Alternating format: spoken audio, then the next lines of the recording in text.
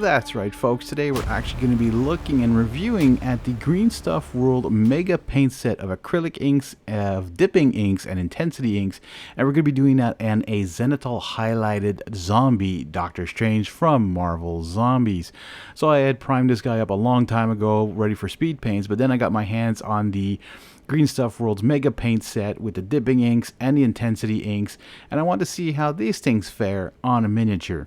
And we're starting off with some skeleton brown, which is a brownish light brown color, zombie color, I guess, skeleton color, I don't know, sort of similar to maybe the Bony Matter one from Speed Paints. I don't know, but eventually I am going to do a comparison between what I think the same color is with Speed Paints and the dipping ink, so keep an eye out on that. I'll probably do it when I have a zombie version and a hero version trying the same color.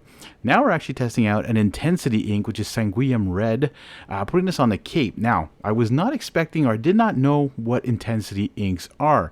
Really not understanding what they were, so I'm putting this on. I'm like, okay, this is covering up super well, but as it starts to dry and as it starts to pool up, it really just gathers up into certain areas, so it's almost like a more intense wash than an actual dipping ink or a contrast paint or a speed paint, as you can see though.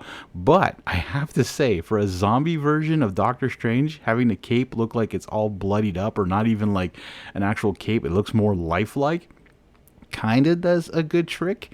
Now coming back to the dipping inks here, the Nightshade Purple, what a great coverage.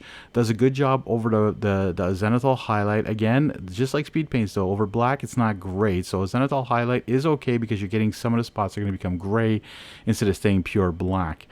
The next color I'm using is the Deep Black Dip. This is for his hair and his mustache and his goatee, I guess, or his beard. Some Papyrus dip now for the boots. This one kind of reminds me of sort of a mix of hardened leather and skeleton bone, or is that what it's called? You know what? I'm starting to forget what the name of the speed paints are.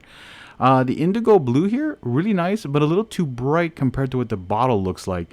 Now again, these are going to be toppers. I'm going to have to spray paint with white or airbrush with white and then paint them with the actual color so I can see what they are, because I'm new to these ones and I want to see what they were.